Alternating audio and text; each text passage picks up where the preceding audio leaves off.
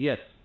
So James, this is the interview about your life oral history, which we are giving it for the record. So you can feel freely and whatever you like. How old are you? I'm nearly 67. I was born in 1943 in the Midlands, and so I was a war baby. And my parents moved down to London in 1947, 48. And my father was a musician, and he got a job playing in the orchestra at Covent Garden, the Royal Opera House. And I was brought up really in London from the age of about 4 or 5. One of my earliest memories is of watching the coronation on a little TV. Some friends had a TV across the road, and it had a huge magnifying glass on it. And, you know, we watched the coronation, which I thought was really boring, and then went in the garden and played cricket in the rain, because it was a damp, drizzly sort of day. And I went to school in London, quite happy school days, very keen on sports, particularly cricket and rugby, but always wanted to be an artist. One of my earliest memories is of being an artist. And in 1953, when Everest was climbed, we all went to see the film, and I thought, well, that really is unbelievably mad thing to do. But I was actually fascinated by the filming and how it was done, and I think the seeds were sown right from those early days that that would be something that I might enjoy doing. I started climbing when I was about 16, and also went to art college at the same time. In those days it was possible to go to art college very early, instead of going to a sixth form. And my climbing career and my artistic career started within months of each other, and I think it's fair to say that my life changed absolutely completely from those days on, because at school I was amiable, fat boy who didn't work very hard but was very good at cricket.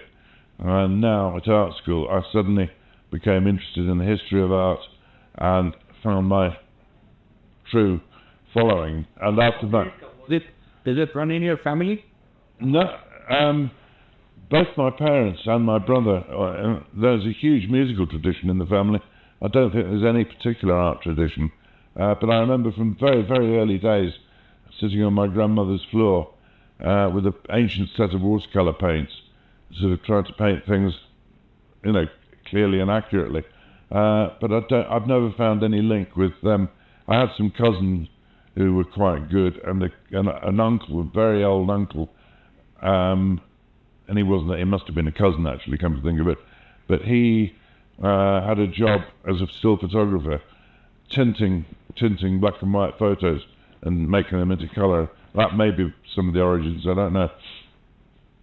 But certainly there was nobody in my family who climbed, and anyone in London climbing in those early days, in the early 60s, was seen as being almost completely mad.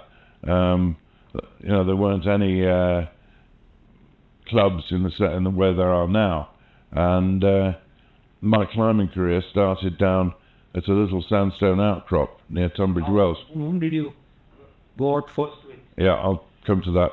And an old friend of mine, or a friend I'd had since childhood, Steve Durkin, we both went down together to see what this climbing business was like.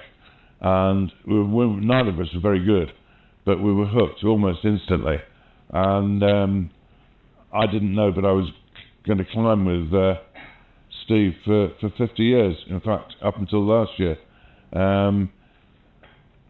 through thick and thin. Although Steve's interest was always rock climbing, I don't think he ever did any snow and ice or Alpine or Himalayan climbs. But he was my oldest friend, who sadly died this year, but I'll get to that later on. So yeah, art school was a turning point, climbing was a turning point, and I suppose in a way my climbing career followed pretty traditional lines. First of all, climbing on these sandstone crags, 30 foot high, with a top rope, then going up to North Wales, hitchhiking to North Wales for weekends, climbing easy classic routes, and very, very slowly getting your grade, climbing harder and harder things, then going to Scotland in the winter and testing ourselves on easy Scottish winter climbs, and then going to the Pyrenees, which was a bit of quite an original thing to do, and then the Alps. But the trip to the Pyrenees was another sort of turning point, because we went there originally because we thought that the French Alps would be too serious, little realizing that the Pyrenees in those days were very remote and hardly any backup or anything. And we did some big routes in the Pyrenees that were very committing. If anything had happened, we'd have been, way out on a limb. And when we did get to the Alps, we thought, it's not so bad. There are rescue helicopters, huts all over the place. So the Pyrenees epic was quite original, really, and a much better challenge than I'd imagined. So all this came in my second, third years at college, and the year I left, we went to Chamonix for the first time, and mixed with, big name climbers. There was Joe Brown, Chris Bonington, Tom Pacey. Were all there. Didn't know them really. They were just heroes. But one of them, Nick Escort, was there, and I got very friendly with Nick. He was at Cambridge University, along with several of my friends who climbed, and I knew him a bit. So, from Ealing School of Art in London, I'd hoped to go to the Royal College of Art, and I didn't get in, and that was the first big sort of life blow I'd ever had. I'd always sort of assumed that everything would go right and I'd do whatever I wanted, and suddenly I got turned down, and the only alternative was to go up to Manchester to do a year teacher's diploma, which I did with very bad grace. I just wasn't keen on the idea at all, and yet it proved to be possibly the single most profitable year of my life. The course was intellectually quite challenging.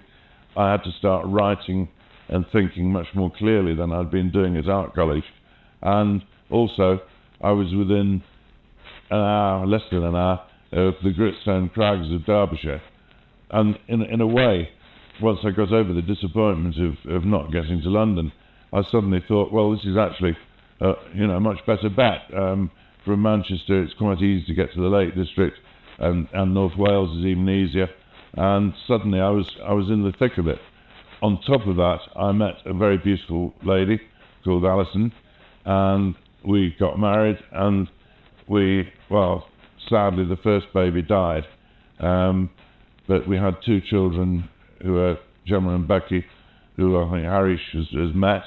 They're now grown up, and after a couple of years in Manchester teaching part-time, which was very insecure, you never quite knew where the next paycheck was coming from, I finally landed a job outside Sheffield in a town called Rotherham, which is an old steelworking town, and I landed a full-time job at the art school there, which was a huge relief because it meant we could start thinking about buying a house and so on. The other thing about Rotherham was I could actually walk from my house. I could actually walk to a crag, and this became almost symbolic importance to me that I could actually go out by myself, go for a walk, solo half a dozen climbs and walk back, and it didn't cost a single penny. And from then on, my climbing became, I think, more and more obsessional. I was totally hooked on it, and hooked on very big paintings as well.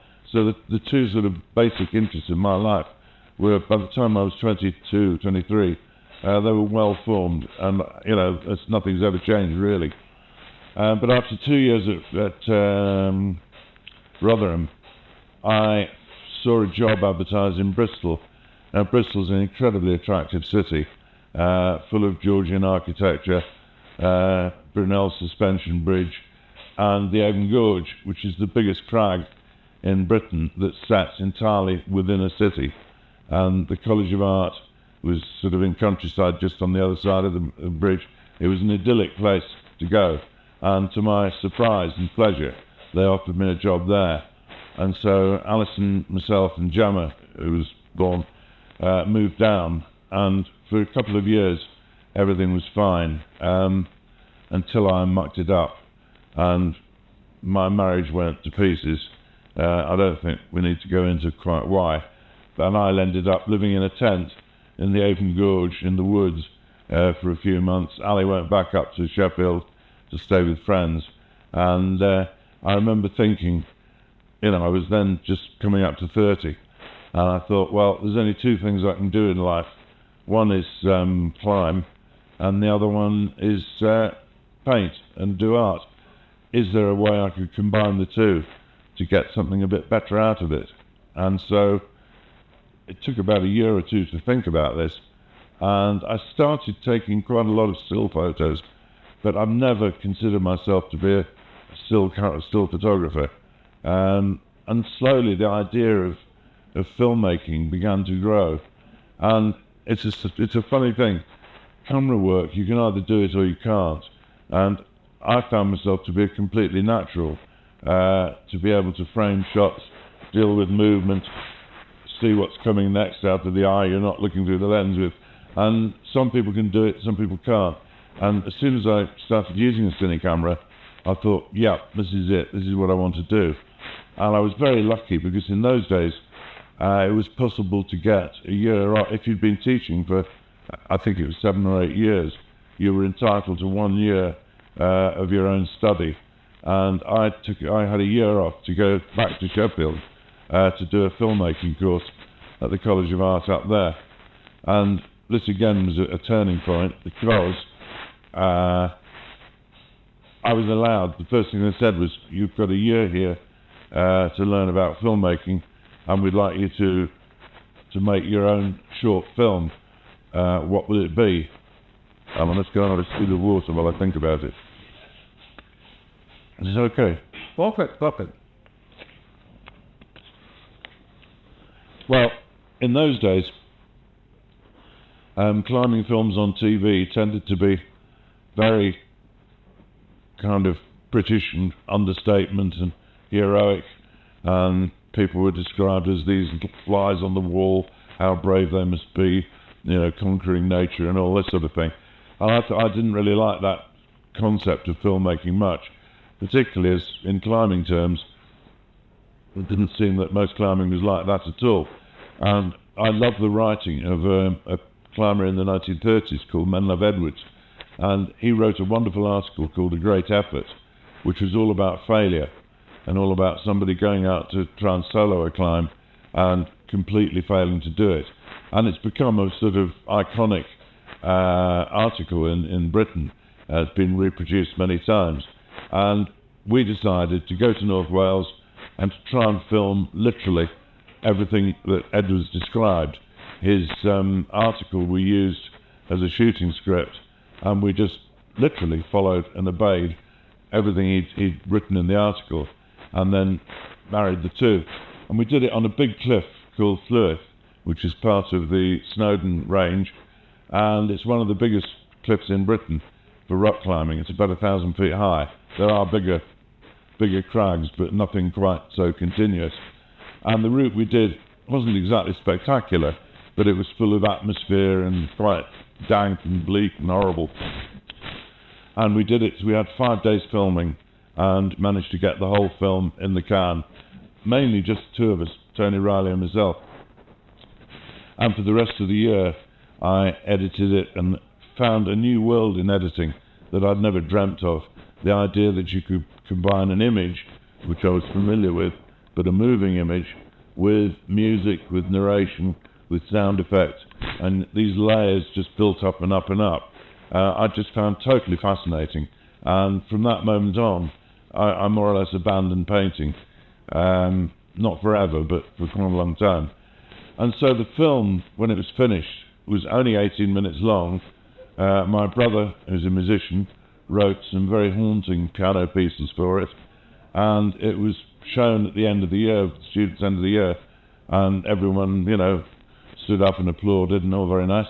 And then the head of the film department submitted it to the BBC for a programme called,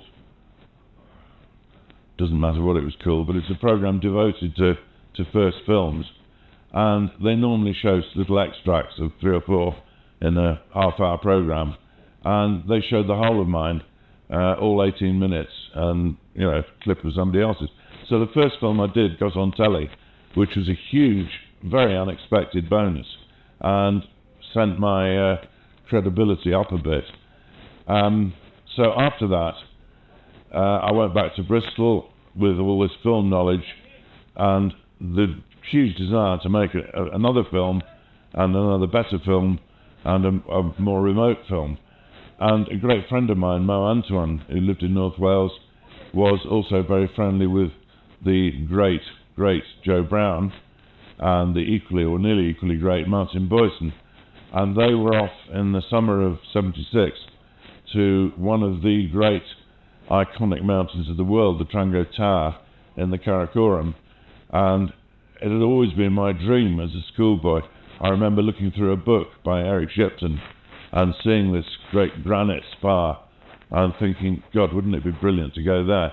I'd also, like most British climbers, kind of hero worship Joe Brown, who was roughly the equivalent of Elvis Presley and John Lennon and anyone else rolled into one. He was clearly the most, easily the best rock climber in Britain, and he had a terrific charisma about him. And to be suddenly find myself going on an expedition with Joe Brown to the Trango Tower was like all my Christmases coming at once.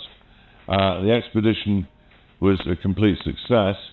There'd been one the previous year when Martin Boyson had very nearly died, getting his knee stuck in a crack very high on the tower and having it trapped there for 3 or 4 hours, and only by a miracle getting out of it by sharpening a piton peg against the rock to produce a sort of saw edge, and then hacking away at his trousers and cutting his legs and freeing some material that was soaked in blood, and finally managed to slide his knee out, very swollen and painful, and managed to escape alive.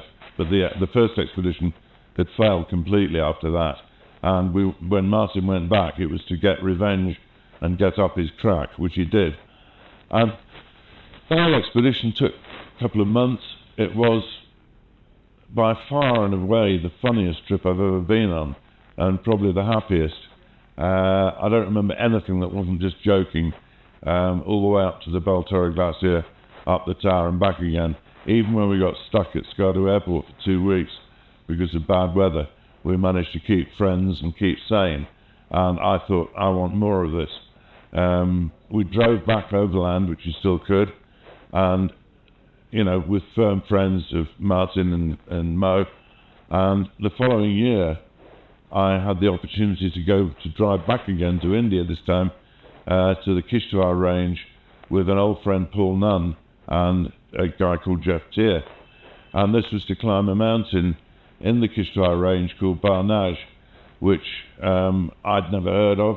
It was supposed quite an obscure mountain, but it did give us the chance, it gave me the chance to make another film, and B, to climb in another area of the Himalayas, because I thought I could easily spend the rest of my life just travelling amongst the Himalayas, walking, travelling, climbing. Seemed like heaven to me. So we drove back the long dusty roads through Afghanistan, over the Khyber Pass, down through to Peshawar, and finally through to Delhi, and then up to where we picked up the rest of the team, and then up to Jammu and Kishtwar. And this was just fabulous for me, because the Karakoram, the mountains are great, spectacular, but the scenery is pretty grim until you actually get to the snow line, and then the mountains are fantastic. But the Kishtwar approach through woods, streams, much more sort of affluent, I suppose, it was just charming and delightful. And the walk in to a little village called Machel, yeah, was just a delight. And I remember spending a couple of days there while the rest of the team tried to catch up. There was two people had gone ahead to have a look at the Hagshu La and try and find out where exactly our mountain was, because we weren't really very sure of our map. Anyway, the trip didn't succeed, but it didn't matter. We had really dreadful weather. It snowed nearly every day, and it was quite a humbling experience, because I thought after the Trango Tower we could get up anything. And you suddenly realise that a big snow and ice mountain is a very different proposition from a rock spar, a granite spar. And the expedition failed, and we spent quite a long time in a top camp with avalanches thundering around until Paul Nunn said to me one morning, he said, "What are you thinking about?" And I said, "Paul, I'm thinking about my life." Paul says, "So am I. Let's bugger off." So we did, and flew home that time. Well, at home, I was on my own in Bristol, and in fact, it was about that time that I met Trish, but that's a different story altogether, probably not worth telling. But I was climbing regularly in the gorge, and I've never been an ace rock climber. I've been a competent climber, a kind of middle-of-the-road climber, occasionally managed to do some quite hard routes, particularly there was one in the Cheddar Gorge called Coronation Street, which is Chris Bonington's most famous route in Britain, and that's 450 foot high, and there's an extreme grade, and that was one of my highlights of my rock climbing career, was getting up that. And so for the next couple of years, I didn't go on any trips. I tell a lie, we did. We went back to the Karakoram, to a mountain on the Choctaw Glacier, which is still comparatively unexplored, which leads you on the glacier, goes down to the north side of the Ogre and the Latok peaks. And this was quite an elegant little mountain, mixed snow and ice. Once again, we had really bad weather, and I made the mistake of going with 3 friends who had proper jobs, unlike me, who had the whole summer free, and they really only had sort of 3 or 4 weeks away from their jobs. And to my annoyance, really, we'd sat out one storm, and we're getting ready for a second go at the mountain, which we didn't get. And then they suddenly said, "Well, we've got to go now. It's time to go back to work." And I thought, well, if you're going to try and climb a Himalayan mountain, you can't put dates on except the longest as possible. So that was a bit of a waste of time. Meanwhile, at home, I'd made another film, I was making another film that was the sequel to The Great Effort. And this was based on writing by 2 really renowned Scottish climbers, Robin Smith and Dougal Huston. Oh, I went on the swig of water. Is this okay? Wait. Practice of talking and film it's kind of very concept way. Oh. Well, I'd been looking around for another piece of writing that was the same sort of quality as The Men of Edwards. And a young Scottish climber called Robin Smith had written a fantastic account of a very hard climb on Ben Nevis called the Bat. Smith was a graduate of Edinburgh University and tragically was killed in the Pamirs before, I think he was only 23, but he left this fantastic article called The Bat and the Wicked, which is a sort of pun on cricket, I suppose. And I thought this would make an ideal subject for a film. What was even better was that his companion at the time was Dougal Huston, and Huston also wrote about it. The only problem was, in 1976 and 77, Smith had been dead for nearly 20 years, and Huston was still alive. Well, it wasn't exactly good news, but when Dougal Huston was killed in 1978, it suddenly became much easier to think about a film where you'd have 2 young climbers playing the part, because I don't think Huston would have been interested, and also he was 20 years older.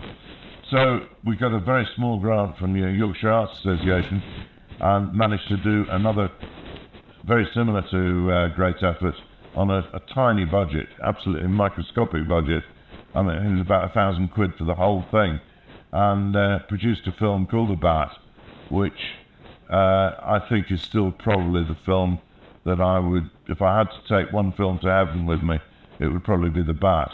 It has 3 spectacular falls, and we had to make each one different and each one exciting, and one of them really frightening, which we did, but in a very devious kind of way. by placing new protection in a crack, but then hiding it with old bits of grass and rubble and stuff, and then doing some tricky things with ropes, so that when the leader fell off deliberately, which is a very hard thing to do because he was 300 feet up a vertical cliff, he went about 60 or 70 feet to be held on the rope, but knowing that it was going to be safe, that nothing was going to come out or anything. Even so, it was pretty spectacular, and it makes the sort of centerpiece of this film, The Bat. And that film really set me on my way, because we showed it at the first Kendal Film Festival. Chris Bonington saw it, and the next thing was I was invited to China to climb Mount Conga, which I'd never heard of, which is an obscure mountain in the Chinese province of Xinjiang. And the Chinese at that time had opened up something like 12 peaks, all of which had been climbed except Conga. And Conga wasn't quite, but it was one of the highest unclimbed peaks in the world. It's about 7,700 meters, which wasn't the 8,000 meter magic mark, but it was still quite big. And Chris had invited star climbers, Pete Bullman, Joe Tusker and Al Rouse, to go to Conga to try and climb his alpine style, and also 4 doctors, none of which knew anything about illness. They were all researching high altitude, so it wasn't a very good expedition to be ill on, because they just kept referring you to each other, and none of them seemed to know very much about. You were a part of climbing, and you go on as a climber. Well, both. And luckily, we also had another member, a guy called David Wilson, who was the political advisor to the government in Hong Kong, and he was a very keen hill walker and had done some climbing, and he and I teamed up, and he was an old Etonian. Al Rouse thought he was a spy, which he wasn't, but he was terribly, terribly British, and we made a rather extraordinary combination, but got on very well. Well, the whole trip was a complete success. It took 2 big efforts to get up Conga, and the 4 of them succeeded. I got a lot of film. Joe Tusker took her camera to the summit and got some of the best high altitude footage I've ever seen, even now. And, everyone was happy, and that was fine. Sadly, the next year, Pete and Joe went to the northeast ridge of Everest, and they were killed there. And Al Rouse and myself, who weren't invited, looked on and wondered what would have happened if we had been there.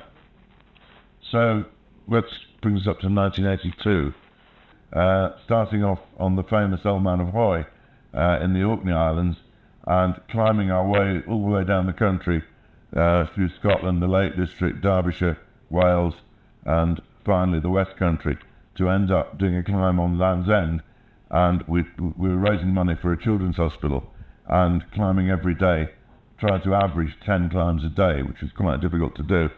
But we did it with about half an hour to spare from the time we started. So that took up 1983. And then in the winter of 1985, I had a lovely little trip to Peru with Jeff Tier, the guy who I'd been to Barnage with.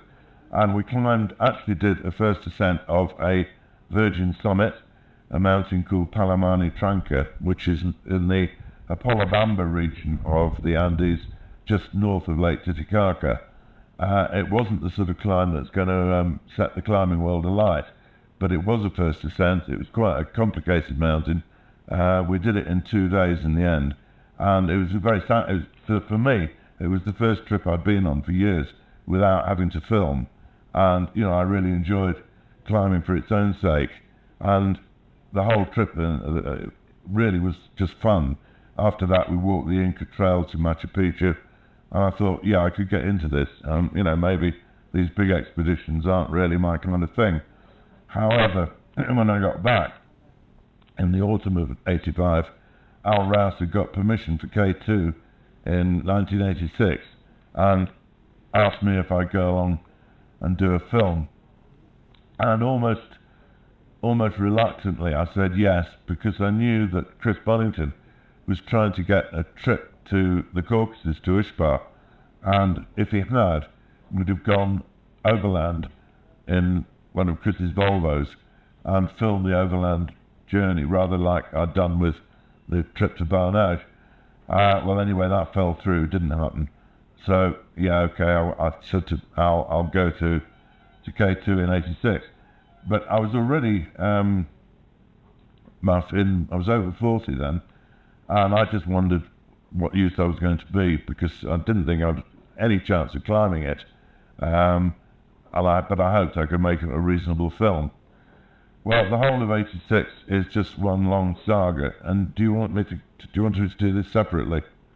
Well, We'll come back to this later, but it's enough to say that there was a major series of disasters all the way through K2. I was there as a cameraman and as somebody who could, comment, keep tape diaries, and make sure I knew what was going on, or I thought I knew what was going on. Al Rouse got killed, so did 12 other people, including Julie Tullis, another friend of mine, and that was an event that really was the big life changer. I remember walking away from K2 and going to Concordia, which is the big place where the glaciers meet, looking back and seeing K2 against a bright blue sky and not a cloud on it, and thinking my life will never ever be the same again. And it wasn't. Another book came out of it, so I'd written a book about the Trango Tower, but the K2 book was a much more ambitious book, as was the film.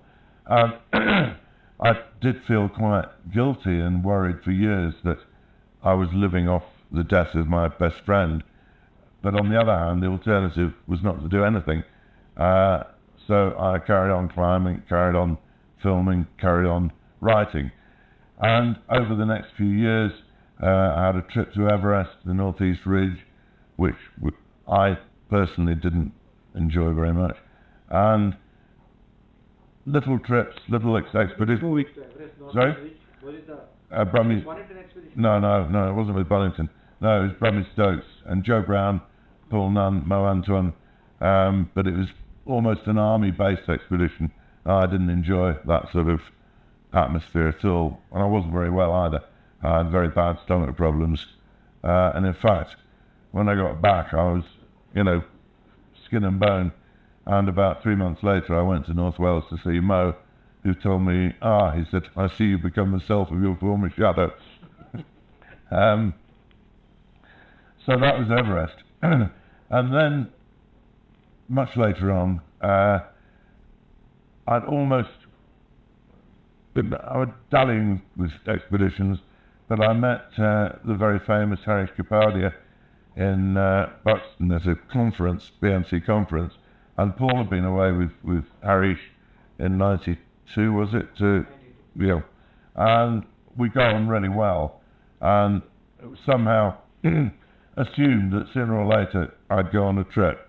Wasn't quite sure how or when, but the opportunity came when in 1984 I did go to the Caucasus with Chris. Chris revived the idea, and I went to climb Mount Elbrus and Ushbar and one or two other brilliant peaks in the Caucasus, during which time Chris said he was going to go on a trip with you the following year.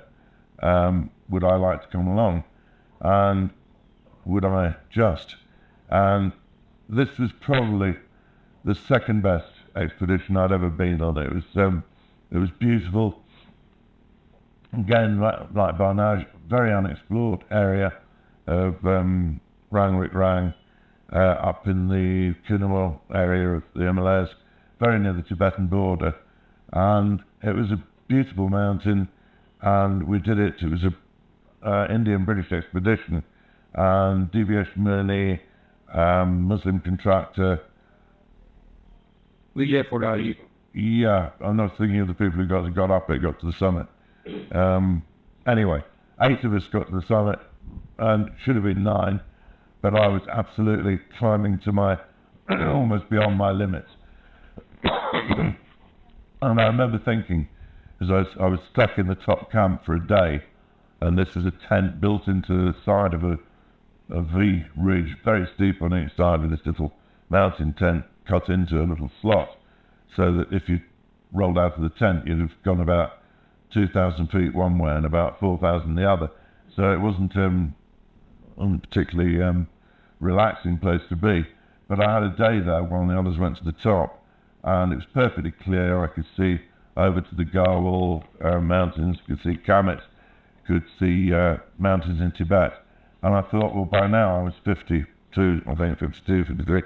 Really is about time I stopped doing these high altitude climbs. I'm getting past it, and I think I might easily end up, killing myself if I carried on. And the next day when we all descended, I was so tired, I just couldn't believe it. And Harish very kindly sent a porter to the bottom of this ice wall to pick up my rucksack. And even without a rucksack, I was on my last legs. I was sort of staggering back to advanced base.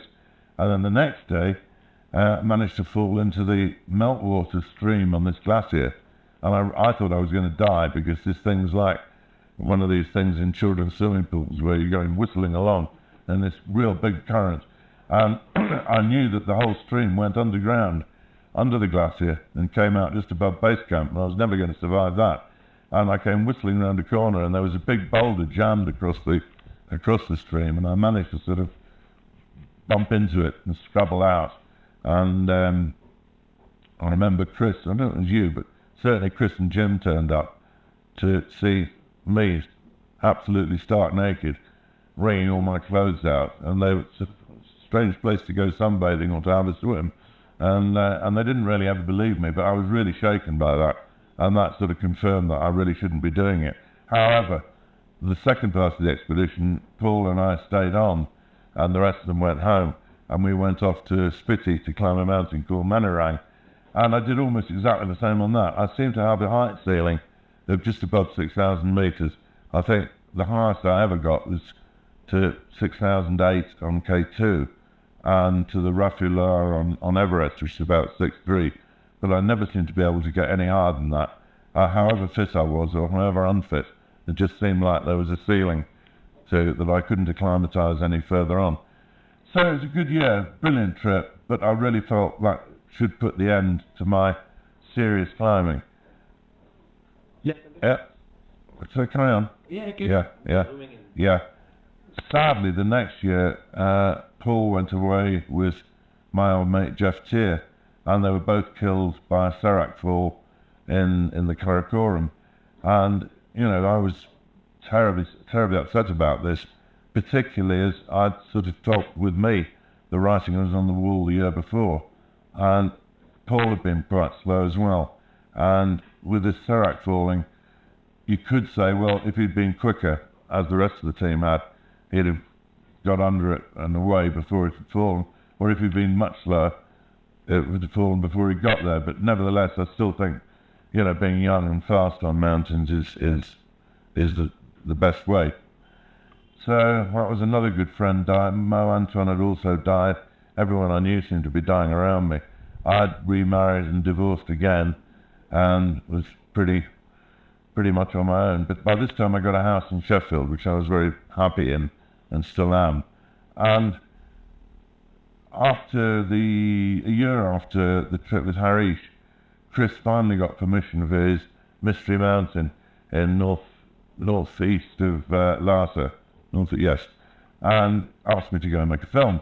Well, we went twice to Sepukangri with the understanding that I was not going to do anything too dangerous. I'd come to advanced base, I'd handle all the TV interviews and so on, but and all the landscape stuff, but I wasn't going to go on the climb. And by this time the video digital age was well underway, so we could take several cameras. Most of the lead climbers could use them, and I could just sort of coordinate stuff back at base camp. And we went to Sepukangri 2 years running, still managed not to climb it, although we only failed by a whisker the second time. And the film made a sort of 4-hour documentary, half hour each, for British television, and I used to call it a docu-soap, or a socu-dope, because it was half documentary, half soap opera, and it was a new way of making films, but I felt really that was my swan song as well for filmmaking, because anyone could do it really, and I didn't seem to have a particular role in the future on expeditions, and I was getting a bit sick of expeditions anyway. And by this time, I had retired from the art college, and I knew that sooner or later I was going to start painting again. And so really from round about 2000 onwards, I've devoted my life to art. I did do one big cycle ride, the length of Britain in 2000, to see if I could have an adventure without using a passport. That was the idea. But since then, I've really just done loads and loads of paintings. I've had four or five exhibitions in Kendal Art Gallery and also at the Alpine Club in London.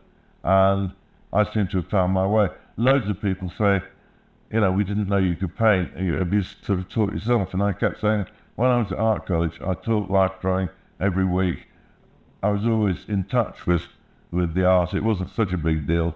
Obviously painting big canvases in oil paint took a bit of getting used to, but I didn't come at it as a complete amateur. And that's more or less where I am today. Well, where I am today is sitting in Missouri talking to Harish after a book festival, and I'm in the process of writing my autobiography, which hopefully will be ready in a year or two. So that's my life so far. And so now we go back to K2. Yeah, okay. Events that happened there, and he got Tim Berger and others. I mean, your personalities will come later, but let's see what happened on K2. Okay. In detail, because that is your real history. Yeah. Okay. Give me a quick swig. Yes.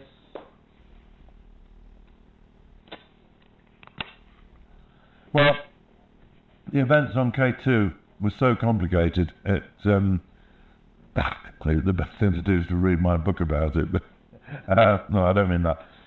Basically, a lot of expeditions were given permission to go on K2, and that was really where a lot of the problems started. There were 9 separate expeditions on different routes, but something like 4 or 5 on the Abruzzi Ridge. And for some strange reason, this was the first time that the Pakistan authorities had given all these permissions out, and it was almost bound to lead to problems of different people on the same route, people climbing one route wanting to go down another, etc., etc. And the whole year was, as always on K2, or nearly always, terrible weather. And people from some expeditions were climbing the Abruzzi in the little gaps of good weather, and people like us on the Northwest Ridge, a much longer route, didn't seem to be making much progress. And during the course of the year, there were several deaths, including Maurice and Liliane Barrard, who were killed coming down from the summit on the Abruzzi. Tadeusz Petrovsky, who climbed a new route with Kukushka on K2, he was killed. And probably the worst of the lot was the Italian solo climber Renato Casarotto, who died only yards above base camp. Well, not yards, but almost at the end of the difficulties. He was descending, having failed to 3 times to climb the mountain, and jumped a crevasse above base camp, and the snow collapsed on the far side. And in the middle of the night, we came up and we got him out. We rescued him, but he was dead. And I think he had terrible internal injuries, probably a broken spine. Anyway, so come the end of July, a ragtag and bobtail of people were left at K2 base camp. Some Koreans, some Poles, some Austrians, the strange team of Kurt Dienberger and Julie Tullis, who were climbing more or less on their own, Al Rouse and a Polish girl called Marufka Wolf. And they all set out at different times with different ambitions, but all clearly wanting to get up the Abruzzi. And for a lot of them, it was the last throw of the dice. Dienberger and Julie had been there twice before, Al had been there before, and all through the season, there have been a lot of people who were sort of do or die on K2, and unfortunately, this was a pretty potent brew of ambition, and would have possibly worked if everyone had cooperated, but everyone didn't. It was a bit of a Tower of Babel, different languages, different priorities, different agreements. And I thought at the time that if everyone stuck to what they said they were going to do, it could just work out. But of course it didn't. And ever since then, people have been accusing other people of blame for this, that and the other. But I think the basic flaw was that so many people were allowed on the mountain at the same time. And unfortunately, it's carried on since then. But what happened was, everyone in fits and starts got up to the shoulder of K2, and then for some reason or other, the day the Korean team went to the summit, everyone else stopped and had a rest day at 8,000 meters, which is the absolute one thing you shouldn't do. And it's something that Al Rouse always said, you know, at 8,000 meters you get to the top, go down, hopefully go past your top camp and go down to the camp lower, because the longer time you spend above 8,000 meters, the more likely you are to die. So I was absolutely aghast at base camp when I found out that that they hadn't got any further that day on the 3rd of August. And the Koreans got to the summit, and so did two of the Poles who were climbing a different route. And on the way down in the night, one of the Polish climbers died on an abseil, and we didn't quite know how it had happened at the time. But again, people came down to Camp 4 and expected to find tents, and there weren't enough, so there was terrible overcrowding. But on the 4th of August, Al Rouse actually got up the mountain, more or less climbing solo all the way.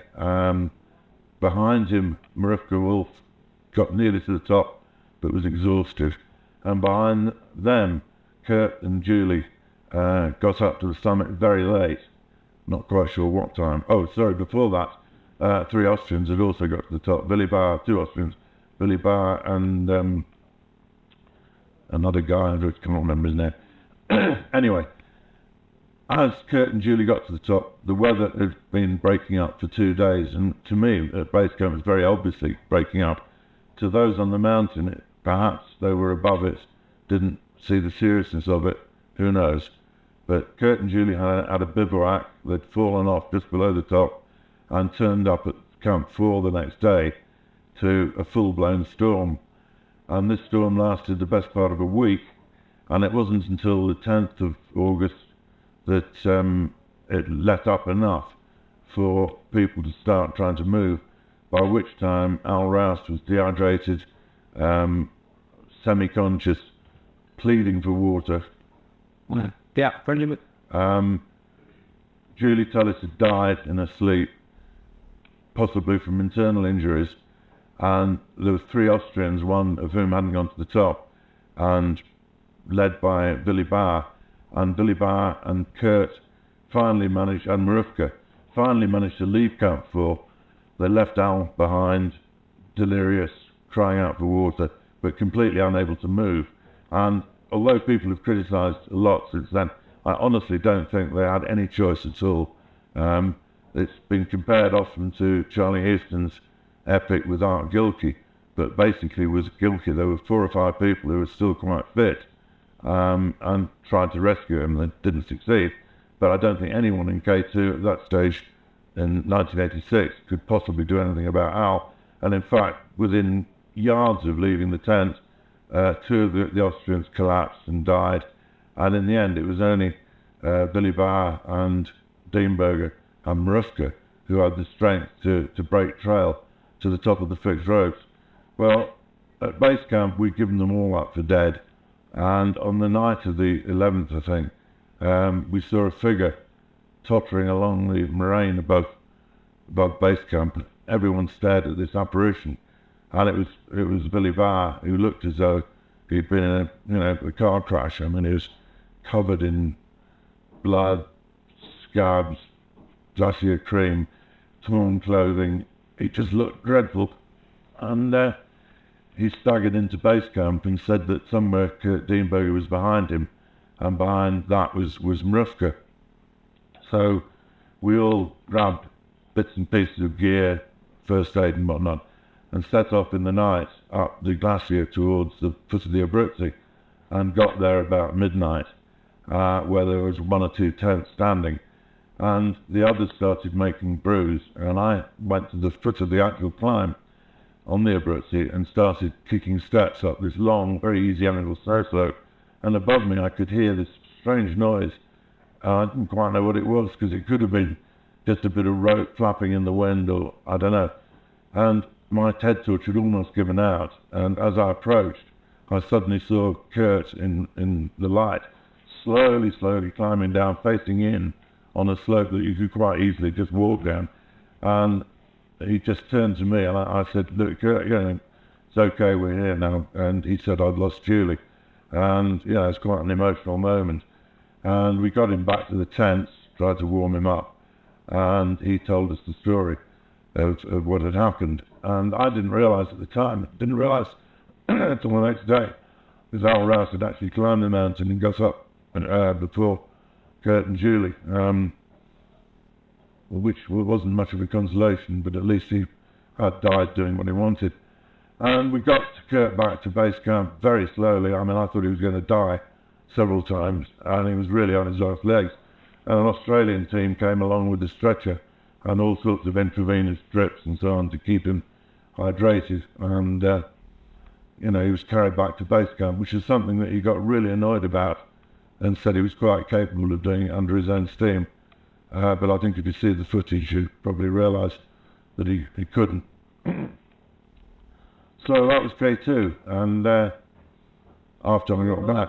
See about you, what about K2? Yeah, well, Dean Berger did not like. Dean Berger didn't like me writing anything about it at all. He wanted to sort of have the whole thing to himself, so only his view could possibly count. He was really annoyed that I questioned. Well, when I got home, he rang me up and told me that he didn't get to the summit till he got to the summit at 5 o'clock, not 7 o'clock, which is what he told me originally. And originally it made perfect sense, because Billy Barr said that Kurt was prepared to bivouac near the summit, and he got to the top late. He'd done it before on Broad Peak. It seemed kind of almost something he kind of almost relished doing. But as I say, he then said it was between 5 and 5:30, which then makes it even more extraordinary that they had to bivouac at all, because they should have been able to get down in the daylight. So that was the first thing. The second thing was not to do with me actually at all. Kurt said that Julie was perfectly all right, but had lost her gloves and was sitting on her bum for the last feet into camp. Billy Barr said that when he came out of the tents, Julie was in a really bad state. She'd got frostbitten nose, there was bits of skin hanging off, one hand totally frostbitten, and he said straight away that he didn't think then that she was going to live. And Kurt was apoplectic about this, and said that no nonsense, Julie was fine. The only flaw in Kurt's argument was, of course, that Julie did die, and I can't see what the fuss was. So those are the two main things. Other ones are trivial. Kurt thought that I'd misreported the weather going bad, and how could I have made the decision about a storm coming in at base camp when they were so much higher? And I just know what I saw, which was clouds billowing round Broad Peak. Yeah, the summit of K2 was still in sort of weak sunshine, but it's quite obvious there was going to be a storm. But the main thing was that I wrote a book about it, and dared to question Kurt. In fact, all I said was, here are two people's accounts. I wasn't there. I listened to both the accounts. This is what they both said. 95% of them is exactly the same. It's the crucial 5%. And Kurt says, well, of course, at altitude, everyone's perception changes. And he said that to me. I said, but not yours. And he said, no, not mine. And Billy Barr was having hallucinations. Well, in the end, I feel quite sorry for Kurt, because I think he's trying to sort of square the circle and make everything perfect when it wasn't. And, there's nothing much to say, really.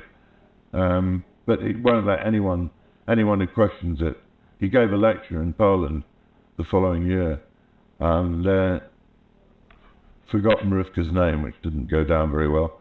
And at the end of the lecture, which he gave in English, and most of the Poles spoke English, and at the end, this guy in perfect English said, "Mr. Dienberger, do you feel any responsibility for what happened at Camp 4? And Kurt just said, "I don't understand the question," and walks off the stage, which was very embarrassing, actually. But he's an awkward bugger. That's all I'll say. Did.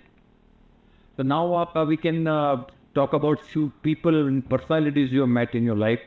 You talked about your friends, but say any other legendary people now, the Chris Bonington, for example. Paul Nunn. Well, Chris, of course, is the sort of the English equivalent of Harish Kapadia, is Mr. Climbing as far as Britain's concerned. And I've known Chris for 30 odd years, and I'm proud to be called him my friend, and I'm a friend of his. We've had our ups and downs. The thing about Chris is that he's the ultimate keen climber. Everyone assumes that he's a sort of magic general of organisation and discipline, and actually not a very good climber. That's what the British public would like to think, or the British climbing public. In fact, he's an extremely good climber, and his organisation, let's say, is fragile at the best. And without people like his wife Wendy and his secretary Louise, I don't think Chris would have ever done half of what he does do, because his organisation is shambolic. I've never been anywhere with Chris, literally anywhere where Chris hasn't lost something. Even going out climbing in an evening in the Lake District, Chris will leave his harness at the bottom of the crag or something. I mean, he just leaves things all over the place. He's the most absent-minded person I've ever come across in my life. But we've had some great times. I wrote his biography and found out a lot about his life and motivation, which is, as usual, people's lives are more complicated and not quite as clear-cut as you might think. And so Chris and me have started off with a rather sort of dodgy way, but it got better and better. And now, I really like it. I stay at his house, he stays at mine, etc. So what makes him click? Why is so? Oh, he's driven by. He needs success. Actually, this isn't true now, because he's a wise old man. I mean, he's nearly 80. His climbing days are not quite over, but very nearly. But he was driven to succeed, and he had the ability to be good at virtually every form of climbing. There are better rock climbers than him, better ice climbers, better big wall climbers, but he was very good at all of them. And I don't know any climber in Britain who could leave such a track record of hard rock climbs, hard snow and ice climbs, hard pure ice climbs. He seemed to be just good enough at all of them to succeed. And he's very multi-talented. Also, he's a great communicator, and his books, films, lectures, brought his public standing to a very high level indeed, and quite deservedly, because he also works phenomenally hard. He makes everyone else just look completely idle. And when he's organising an exhibition, he's very good at delegating, actually. But, Chris's expeditions are just masterpieces of his planning and pushing and, making sure everything goes right. How was Paul Nunn? Your close friend? Paul and I were climbing together for about 20 years. Paul was he's a very, very intelligent man. And his interests were so diverse that I always got the feeling that he never quite succeeded in any of them. I think Paul ideally would have liked to ended up being Prime Minister, standing on the top of Everest without oxygen, and contributing some great economic history of, the British Isles. He excelled in all sorts of things, and he kept, like a juggler, he kept all his balls in the air as he tried to, come on expeditions, be a principal lecturer at college, etc., etc. And so life with Paul was always exciting. If you went away for a weekend with Paul, you never really knew where you were going or where you'd end up. And life was one big happy adventure. And, he was just a lovely guy to be with. and strong as an ox.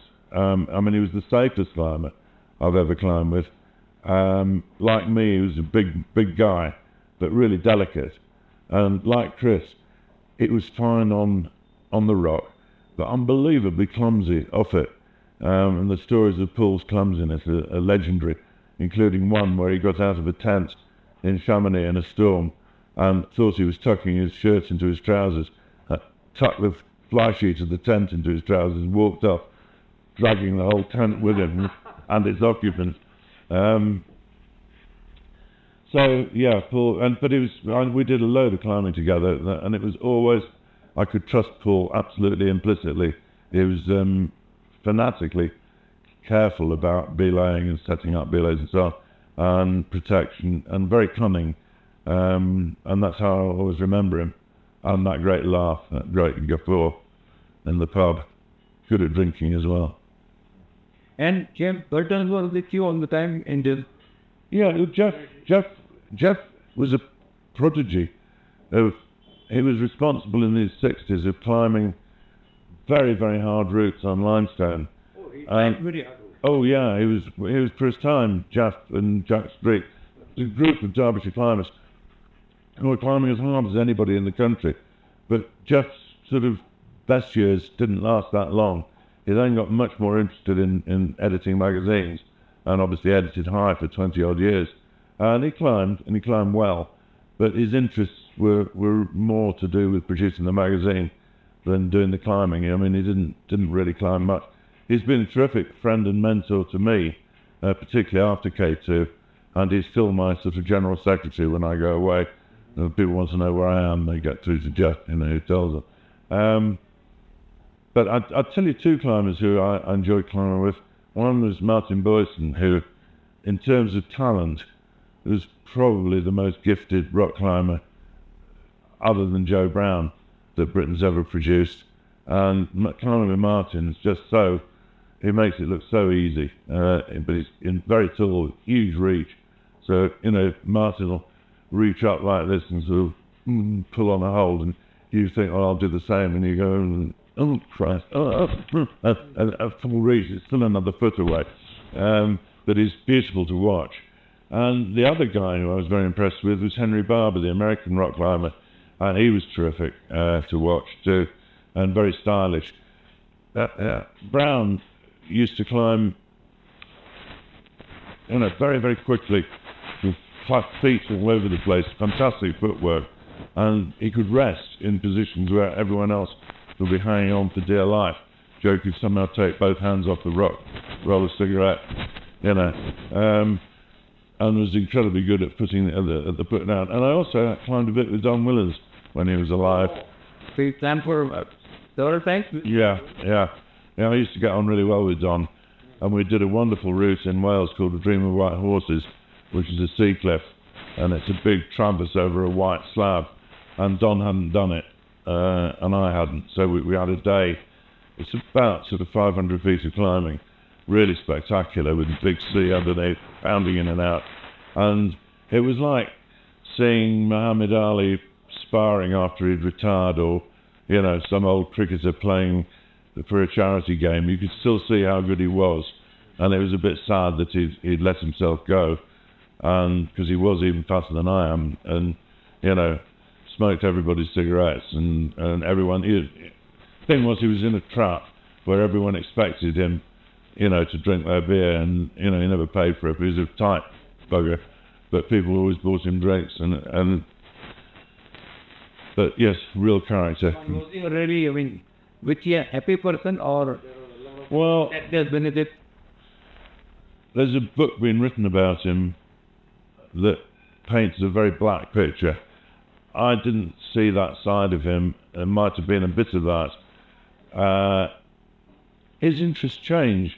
He was very keen on scuba diving in the Red Sea. He was fanatical about tropical fish. He climbed McKinley and Mount Kenya when he was quite old, and he did it for fun. And I think people couldn't understand how anyone who'd been, the top mountaineer of his generation, probably, when he climbed Annapurna to do Huston, couldn't understand how he'd let himself go that way. But I think he was quite satisfied actually. I used to have some lovely evenings with him, and he was very wise, very good advice he gave people. A lot of it I kept. I mean, one of them was, he said, on Everest or any of these other big mountains, he said every 5 minutes he'd stop and look around him and think, has anything changed? You know, am I nearer the full line of a rock? You know, is the snow texture still the same? He'd just weigh it up. And because of that, he was a very, very careful climber. And because of that, he'd never climbed the North Face of the Eiger, despite spending longer on it than just about anybody else. But, you know, he died in bed, which is some achievement. Yeah. He died at a very young age? Yeah, he was only 52. So why? There was a bit of smoking and everything? Yeah. I think he ran in I think it was a family, you know, I think he had a lot of relatives who'd had bad hearts, but yeah, he didn't do anything about it. Never went to the doctor. I mean, it's cheaper than that guy. So who else you met of that vehicle? Climbed with or your friends? I mean, you talked about Al Rouse, but how was he? I mean, how did you meet him? Al Rouse. Al was certainly my biggest and best friend in the early 80s. Al was a sort of child prodigy who came on the scene in the mid-70s or early 70s and soloing very, very hard routes. This was a phase that 4 or 5 climbers went through, lasted about 2 years, and then they all stopped. 1 or 2 after having big falls. But Al was at one stage was probably the best rock climber in Britain in, say, 1972, but quickly became a mountaineer and teamed up with Ramp Carrington, who makes ramp gear, which most people seem to wear on them when they go out the doors.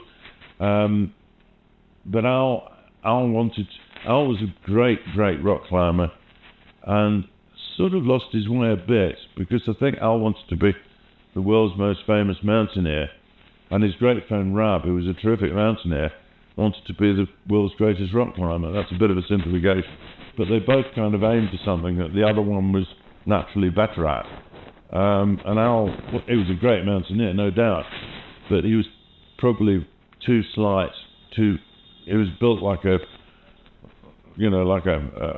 long distance runner. He was very slim, not really strong enough for that sort of relentless alpine style climbing that he wanted to do.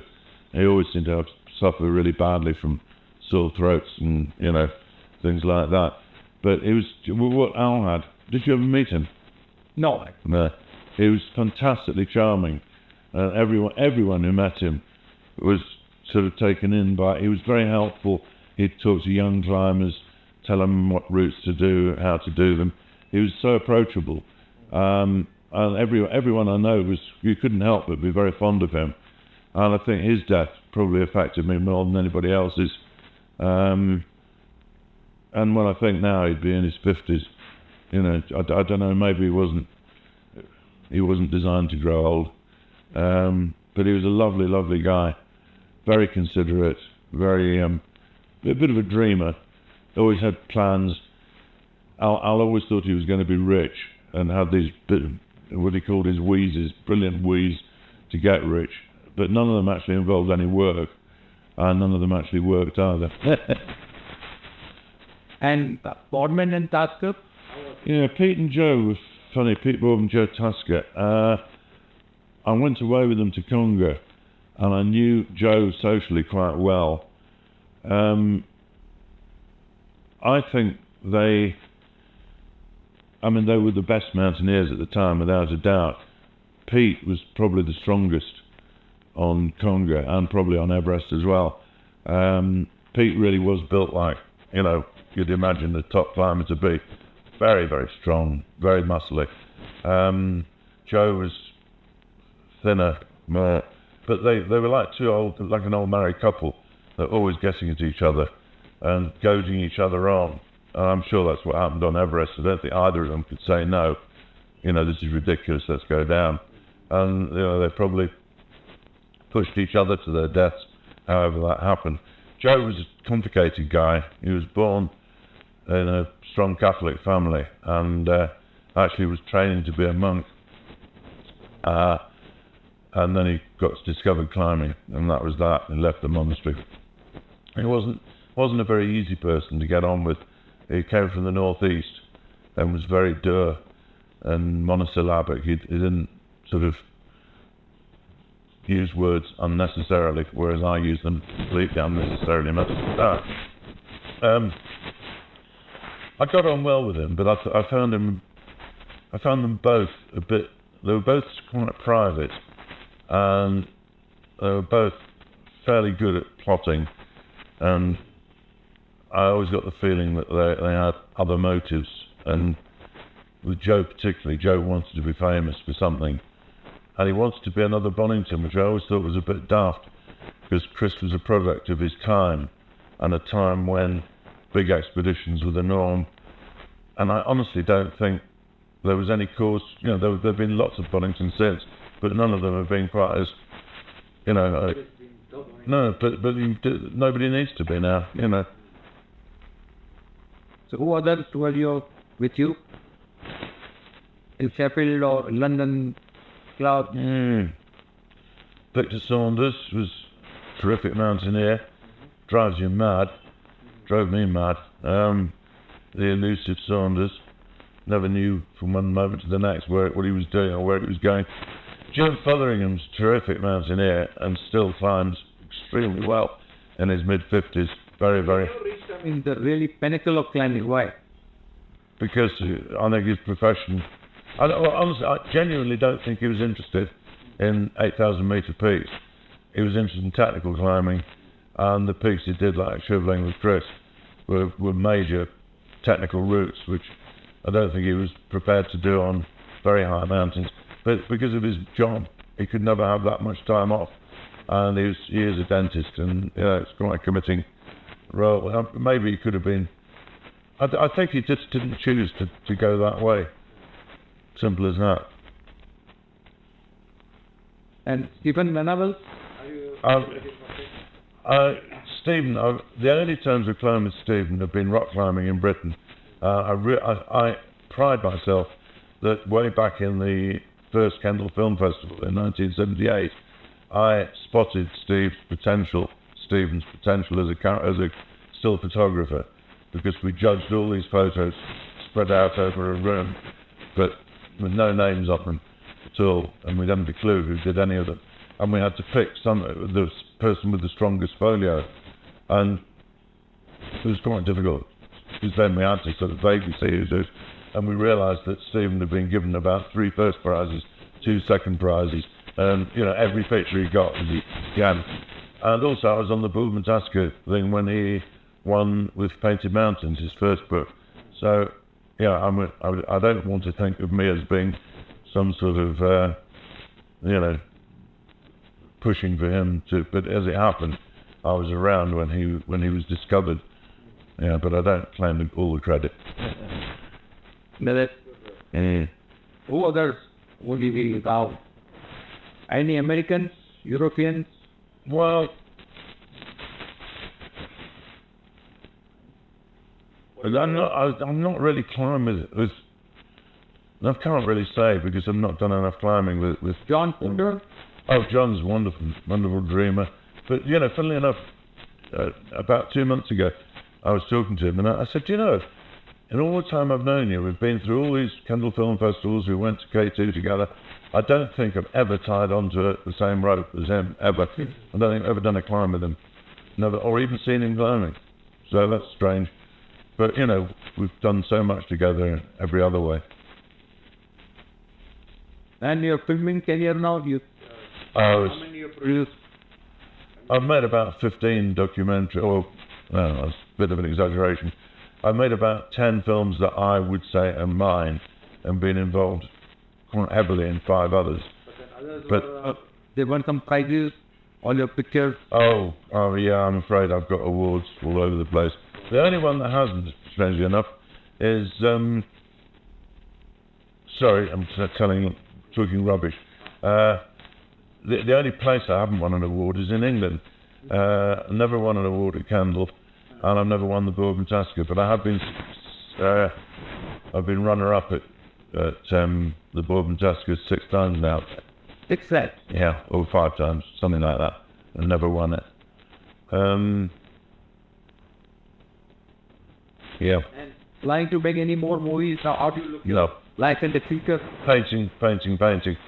The last, How was the painting, and does it give you a lot of satisfaction? yes, gives me exactly the same satisfaction as I got from climbing, and I knew that when I got back to it, it would completely eclipse filming. So the wheel's gone full circle, really. I mean, I'm back to where I started. And I don't see why the painting should be particularly about mountains. It has been so far, but the future it might be anything, portraits, landscape, who knows. Keep an open mind. Yep. So now look at the future. Next, how do you see your next 5 years? Staying alive, mainly. I'm not joking. More paintings, more exhibitions. I can't think that far ahead. So thank you, Jim. Very nice. You had a lovely, wonderful career. I've been very lucky. Absolutely. Thank you.